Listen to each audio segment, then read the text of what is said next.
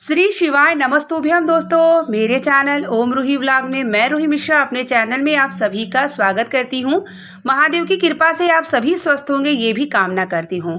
आज मैं आप सभी को मोहिनी एकादशी जो कि 19 मई को पड़ रही है, इस एकादशी का क्या महत्व है। वैशाख मास की शुक्ल पक्ष की यह एकादशी है। इस एकादशी के व्रत की पूजा हम किस प्रकार से करेंगे, क्या हमें भोग लगाना है, कौन सा पाठ करना है, कहाँ कहाँ दीपक जलाना है और एकादशी पे हमें भूल कर कुछ गलतियां नहीं करना है जिससे हमारा एकादशी जो व्रत है अमान्य हो। और साथ ही हमें इस एकादशी का क्या महत्व है ये भी जानकारी हम इस वीडियो में प्राप्त करेंगे। वीडियो के अंत तक बने रहेंगे तो संपूर्ण जानकारी प्राप्त करेंगे। वीडियो को लाइक और कमेंट में राधे राधे या श्रीमन नारायण का नारा जरूर लगाया करिए। वीडियो को लाइक करते हैं ना तो हमारा उत्साह बढ़ता है और कमेंट में भगवान का नाम लेते हैं तो आपका जीवन सार्थक होता है। तो आइए हम जानते हैं सबसे पहले कि मोहिनी एकादशी का क्या महत्व होता है।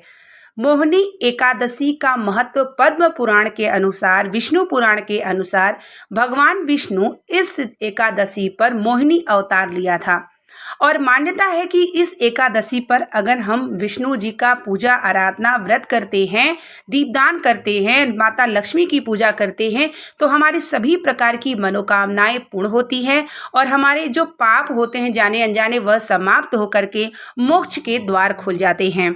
इस एकादशी का व्रत हम सभी भगवान विष्णु के साथ माता लक्ष्मी की भी पूजा करेंगे और विधि विधान से करेंगे। तो अब हम जानते हैं पूजा विधि के बारे में।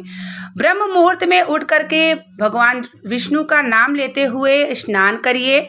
स्नान आप गंगा जल डाल के करें, अगर गंगा जल नहीं है तो हर हर गंगे भी करते हैं तो गंगा जल के समान ही वह हो जाता है।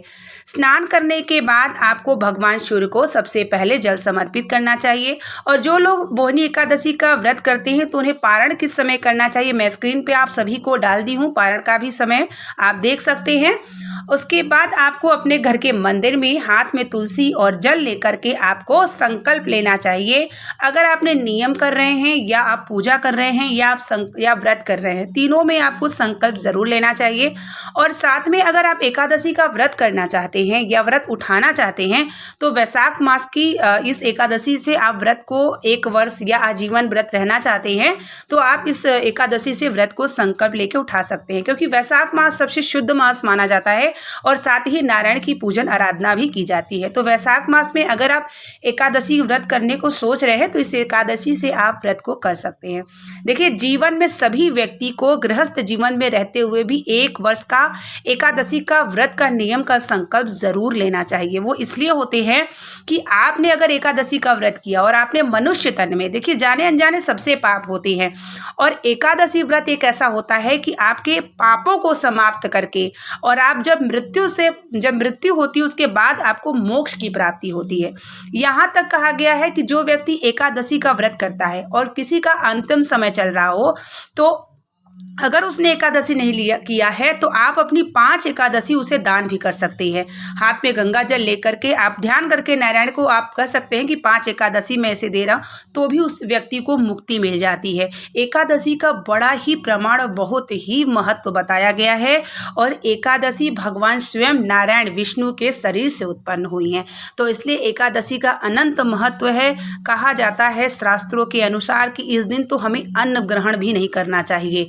अन्न ग्रहण भी अगर आप नहीं करते हैं, फल पर रहते हैं, फलाहार पे रहते हैं तो सबसे ज़्यादा श्रेष्ठ माना गया है। एकादशी में कहीं भी नहीं लिखा है कि आप अन्न को ग्रहण करें, लेकिन शारीरिक स्थिति के अनुसार जो व्यक्ति प्रदोष करता है, जो व्यक्ति नहीं व्रत कर पाता तो आप चावल का त्याग भी कर ले तो ज़्यादा श्रेष्ठ है, क्योंकि चावल में ना सारे पाप जाके एकादशी के दिन समा जाते हैं। और इसीलिए कहा जाता है कि 10वीं की रात्रि से आप चावल का त्याग कर लीजिए और आप एकादशी और द्वादशी की तिथि के बाद ही आप चावल को ग्रहण करिए तो भी आपको व्रत के समान फल जरूर मिलेगा। और साथ ही लहसुन प्याज का त्याग जरूर किया करिए। इन 2 दिनों में आपको लहसुन प्याज का त्याग और आपको सात्विक भोजन, सात्विक विचार, सात्विक आहार लेना है और ब्रह्मचर्य का पालन करना है। जीवन में एक संकल्प बना लीजिए। अगर आप व्रत नहीं भी करते हैं ना तो आप संकल्प इस एकादशी से जरूर लीजिए, ये आपके लिए भी अच्छा होगा। और जितने लोग इस वीडियो को देख रहे हैं आप जैसे आपसे माध्यम से लोग जुड़े उन्हें भी ये जरूर करिए कि एकादशी का नियम का पालन देखिए जरूर करिए। आप मनुष्य तन में 84 लाख योनि पाके मनुष्य की तन पाते हैं और एकादशी का नियम सभी को करना चाहिए।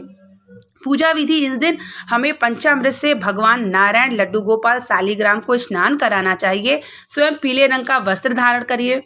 लड्डू गोपाल को भी पीले रंग का वस्त्र धारण कराइए।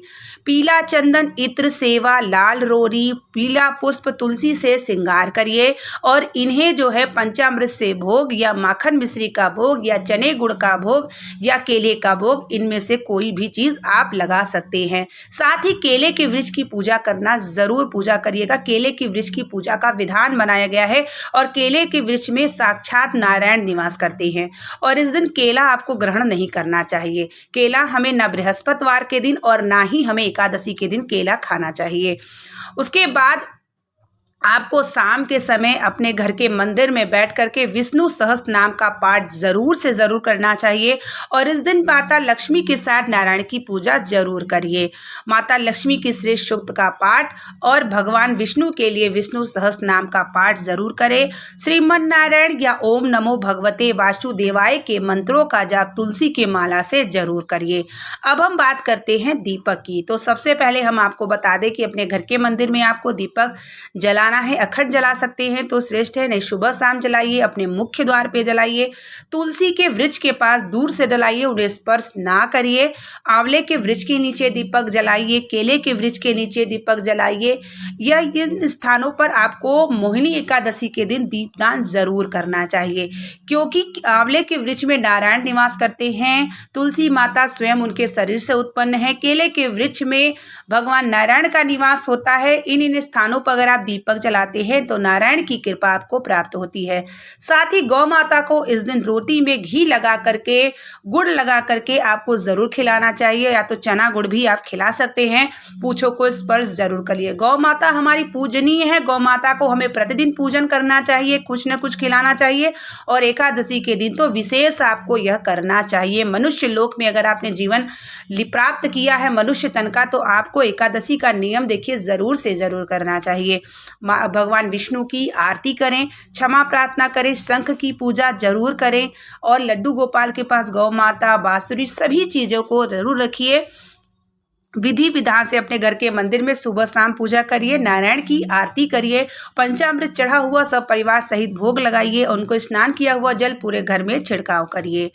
अब हम जानते हैं एकादशी के दिन कौन सी गलतियां हमें नहीं करना चाहिए जिससे हमारा व्रत अमान्य हो। देखिए, अगर आपके पास तुलसी पहले से हो तो भी चढ़ाइए। अगर आपके पास तुलसी नहीं है तो ना तो स्पर्श करिए और ना ही तोड़िए। दूसरा है कि ब्रह्मचर्य का पालन करना है, लहसुन प्याज का त्याग करना है, चावल हमें बिल्कुल भी ग्रहण नहीं करना है और हमें निंदा बुराई से बचना है। कोई भी व्यक्ति अगर आपसे निंदा करता है तो प्लीज़ आपसे रिक्वेस्ट है कि आप निंदा ना तो सुनिए और ना ही करिए, क्योंकि हम अपने पाप को समाप्त करने के लिए एकादशी का व्रत कर नियम का पालन करते हैं, व्रत करते हैं। और ऐसे में अगर आपने अपने कर्म में निंदा, चुगली या किसी भी प्रकार की किसी की सुन रहे हैं तो ये आपके हर प्रकार के व्रत को जो है हानि पहुंचाएगा और व्रत पूर्ण आपका नहीं होगा। तो विशेष तौर से जब आप व्रत करते हैं तो व्रत का मतलब ये नहीं होता कि आपने अन्न का त्याग किया। आप अपने इंद्रियों को भी और अपने हर एक 24 घंटे के कर्मों पर भी ध्यान विशेष रूप से करिए कि आपका व्रत पूर्णतः मान्य हो और व्रत आपको फल का प्राप्त हो। क्योंकि हम जब भी व्रत करते हैं, तपस्या करते हैं, तो हम ये चाहते हैं कि हमारा व्रत पूर्ण तरीके से मान्य हो और हमारे व्रत का फल की प्राप्ति हमें हो। तो इसलिए आप जो है इन कर्मों से ज़रूर बचिएगा और भगवान का दिन भर श्रीमन नारायण का ध्यान कर दिएगा और साथ ही क्षमा प्रार्थना ज़रूर रात में करिएगा कि अगर दिन भर में कहीं गलती हो तो हे नारायण, हे माता लक्ष्मी, मुझे इस गलतियों पर माफ़ करिएगा और मेरी मोहिनी एकादशी के व्रत को, संकल्प को पूर्ण करिए और भूल चूक गलती को क्षमा प्रार्थना ज़रूर करिए। अगर आप व्रत उठाना चाहते हैं तो मोहिनी एकादशी से उठा सकते हैं। अगर आप व्रत नहीं रखते हैं तो इस प्रकार से नियम का पालन ज़रूर करिए ताकि 84 लाख योनि में मनुष्य तन पा करके आप भी एकादशी के व्रत का नियम का पालन कर सके और आपको भी मोक्ष की प्राप्ति हो, यही प्रार्थना करते हैं। तो उम्मीद करेंगे कि वीडियो आपके लिए लाभदायक होगी। वीडियो आपको पसंद आई होगी तो प्लीज़ इसे शेयर, लाइक ज़रूर किया करिए। जितना से जितना आप वीडियो को लाइक करते हैं, शेयर करते हैं तो औरों तक पहुंचता है और सब भगवान की भक्ति करके अपने जीवन को सार्थक करते हैं। इससे बड़ा पुण्य हमारे जीवन में कुछ भी नहीं होता। तो मिलते हैं नेक्स्ट वीडियो के साथ। तब तक के लिए आप लोगों को श्री शिवाय नमस्तुभ्यम। हर हर महादेव। श्रीमन नारायण, श्रीमन नारायण, श्री